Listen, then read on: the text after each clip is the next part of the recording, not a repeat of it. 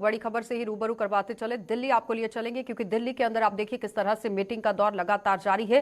गृह मंत्री की तरफ से एक बड़ी मीटिंग जो है वो आज ली जा रही है नई दिल्ली में। आज जम्मू कश्मीर पर उच्च स्तरीय सुरक्षा समीक्षा बैठक चल रही है और बैठक में गृह मंत्री सुरक्षा ग्रिड में कामकाज और सुरक्षा से संबंधित विभिन्न पहलुओं के साथ साथ केंद्र शासित प्रदेश में विकास की पहलों पर समीक्षा करेंगे और गृह मंत्री एरिया डिमोनिशन यानी कि डोमिनेशन को लेकर यह प्लान यहां पर तैयार किया जा सकता है। जीरो टेरर प्लान, कानून व्यवस्था की स्थिति और यूएपीए से जुड़े हुए मामलों और अन्य सुरक्षा संबंधी मुद्दों की समीक्षा यहां पर करेंगे। तो बैठक में जम्मू कश्मीर के उपराज्यपाल मनोज सिन्हा, मुख्य सचिव अटल डुल्लू और पुलिस महानिदेशक आर स्वैन मौजूद रहेंगे। और साथ ही आपको ये बताते चले कि लगातार आप देखिए 2 जनवरी का आज दिन है।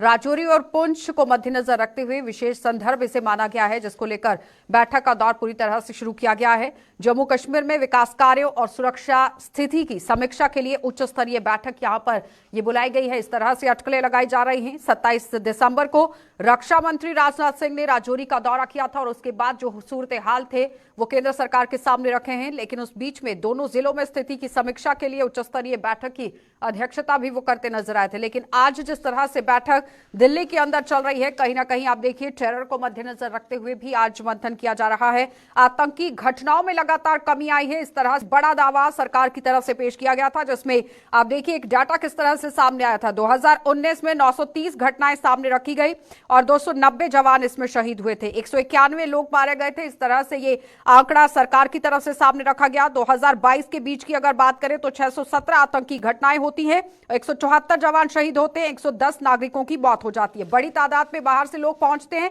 लेकिन उस बीच में राजौरी और पुंछ के अंदर पिछले दिनों आपने देखा किस तरह से सूरत हाल थे, क्योंकि 1 जनवरी 2023 से लगातार दिसंबर तक मामला पूरी तरह से गमगीन जो है वो राजौरी और पुंछ के अंदर नजर आया। लेकिन आज की ये बैठक काफी अहम होने जा रही है और किस तरह से वहां पर मंथन चल रहा है इसी पर जानकारी लेंगे। हमारे सीनियर सहयोगी इशफाक गौहर ने हमारे साथ ज्वाइन किया है। इशफाक, आपसे जानना चाहेंगे ताजा अपडेट इस वक्त क्या कुछ है और किन किन मुद्दों को लेकर चर्चा चल रही है। ये बड़ा इंपॉर्टेंट है आज का दिन जम्मू कश्मीर के एतबार से अगर आप देखेंगे, क्योंकि बैक टू बैक कुछ इंपॉर्टेंट डेवलपमेंट सुबह से हुई है। एक मीटिंग जो होम सेक्रेटरी साहब ने ली है उसमें कुछ इंपॉर्टेंट बातें सामने आई, जहां डेवलपमेंटल इश्यूज को डिस्कस किया गया, इंटरनल सिक्योरिटी को डिस्कस किया गया। क्योंकि 3 बजे के आसपास एक और मीटिंग है जो गृह मंत्री जो है अमित शाह साहब वो उसकी सरबराही करेंगे और दाखिला वजीर जब मीटिंग में आएंगे तो वहाँ पर एक प्रोग्रेस कार्ड पेश किया जाएगा। 2023 का प्रोग्रेस रिपोर्ट पेश किया जाएगा और ये प्रोग्रेस रिपोर्ट न सिर्फ इंटरनल सिक्योरिटी को लेकर होगा, जैसे आपने खुद आंकड़े बताए, इनको लेकर चर्चा होगी, लेकिन जो हमारा अभी hard line area Poonch Rajouri दोबारा से उभर कर सामने आया है, 2023 में पूरे साल वो सुर्खियों में रहा, इस साल उसे कैसे हैंडल किया जाए, क्या कुछ करने की ज़रूरत है और जो सरहद पार से एक्टिविटियाँ होती उनको कैसे रोका जाए और उसके लिए हमने ग्राउंड जीरो पर क्या कुछ और करना है उसको एक फाइनल शेप शक्ल देकर इंप्लीमेंट कराने की कोशिश की जाएगी। लेकिन उसके दूसरा जो सबसे महत्वपूर्ण मुद्दा है वो है डेवलपमेंट, विकास का मामला। और विकास के मामले को लेकर चूंकि हमारी सारी डेवलपमेंट जो है वो यूनियन होम मिनिस्ट्री के जरिए से चल रही है, लेफ्टिनेंट गवर्नर साहब वहां मौजूद रहेंगे, चीफ सेक्रेटरी मौजूद रहेंगे, तो डेवलपमेंट के प्रोजेक्ट्स पर भी डिस्कस किया जाएगा। और जो हाइपर सेंसिटिव प्रोजेक्ट्स हमारे कुछ चल रहे हैं और नियर टू कंप्लीट है और एक्सपेक्ट किया जाया है कि जनवरी एंडिंग या फरवरी के मिड में प्राइम मिनिस्टर साहब आके उनका इनॉग्रेट करेंगे, उसका रिव्यू लिया जाएगा, फाइनल टैली तैयार की जाएगी कि कितने लाख करोड़ रुपए के वो प्रोजेक्ट्स हैं जिनको प्राइम मिनिस्टर साहब इनॉग्रेट करने जा रहे हैं। तीसरा बड़ा मुद्दा है कि होम मिनिस्टर साहब का भी विजिट है और होम मिनिस्टर साहब का विजिट जो है वो पॉलिटिकली काफ़ी इंपॉर्टेंट माना जा रहा है। इस हवाले से उसमें भी वो एक रिव्यू पहले सिक्योरिटी का भी लेंगे, डेवलपमेंट का भी लेंगे, तो ये तीसरा मुद्दा है। चौथा बड़ा इंपॉर्टेंट है क्योंकि वोट ऑन अकाउंट पेश होना है। वोट ऑन अकाउंट पूरे देश का पेश होगा क्योंकि फरवरी के महीने में बजट सेशन है, लास्ट बजट होगा प्राइम मिनिस्टर मोदी की गवर्नमेंट का और उसके बाद जनरल इलेक्शंस होंगे। तो उस हवाले से जम्मू कश्मीर गवर्नमेंट की प्रोजेक्शन क्या कुछ होगी, कौन से प्रोजेक्ट्स ऐसे होंगे जिन पर सबसे ज्यादा पैसा दिया जाएगा और किस तरीके से विकास कार्य और इंटरनल सिक्योरिटी और अदर डायमेंशंस को देखा जाएगा, उस हवाले से भी आज चर्चा जो है वो काफी ज्यादा महत्वपूर्ण है। तो कुल मिलाकर न सिर्फ डेवलपमेंटल मुद्दे पर आप देखेंगे बल्कि जब आप पॉलिटिकल फ्रंट पर देखेंगे तो पंचायतों के इंतिखाबात यानी पंचायत इलेक्शंस को करवाना जो पिछले दिनों डेफर हुए थे, कुछ रिजर्वेशंस का इशू चल रहा था, वो लगभग क्लियर हो गया है, नोटिफिकेशन जारी हो गई है। तो उस हवाले से अब चुनाव करवाने हैं, पंचायतों के हजारों लोगों को इलेक्ट करवाना है, उस पर भी एक हतमी राय जो है वो कंसेंसस पैदा किया जाएगा। और उसके बाद जनरल इलेक्शंस में स्टेट सिक्योरिटी एजेंसीज और स्टेट एडमिनिस्ट्रेशन की क्या चर्चा होगी। और बड़ी बात यह है कि सितंबर से पहले जम्मू कश्मीर के अंदर विधानसभा के इंतखाबात कराने, विधानसभा का इलेक्शन करवाना है। और उसको लेकर यह भी चर्चा है दिल्ली के सर्कल्स के अंदर और पावर कॉरिडोर में जो चल रही है वो ये है कि लोकसभा के साथ साथ जम्मू कश्मीर के अंदर स्टेट असेंबली के इलेक्शंस करवाए जाए और उसमें क्या कुछ तरतीब रखनी है, अगर इलेक्शन कमीशन के सामने मीटिंग होती है तो क्या व्यू पॉइंट रखा जाएगा, उस पर भी आज जो है वो गृह मंत्रालय की इस मीटिंग के अंदर, गृह मंत्री की इस मीटिंग के अंदर एक फाइनल शक्ल मिलेगी। क्योंकि खुद राज्यपाल जो है, उपराज्यपाल जो है वो वहां पर मनोज सिन्हा साहब मौजूद है, चीफ सेक्रेटरी अटॉर्नी जनरल साहब मौजूद है, डायरेक्टर जनरल पुलिस वहां पर मौजूद है, इंटेलिजेंस के चीफ वहां पर मौजूद है, एनएसए वहां पर मौजूद है। तो हर एक चीज को, चाहे वो इंटरनल डायमेंशन हो या एक्सटर्नल डायमेंशन हो, हर एक चीज को बारीकबीनी से देखा जाएगा और एक्शन प्लान 2024 का तैयार किया जाएगा। ठीक है, इशफाक आवाज आ रही है? आप मुझे सुन पा रहे हैं? जी।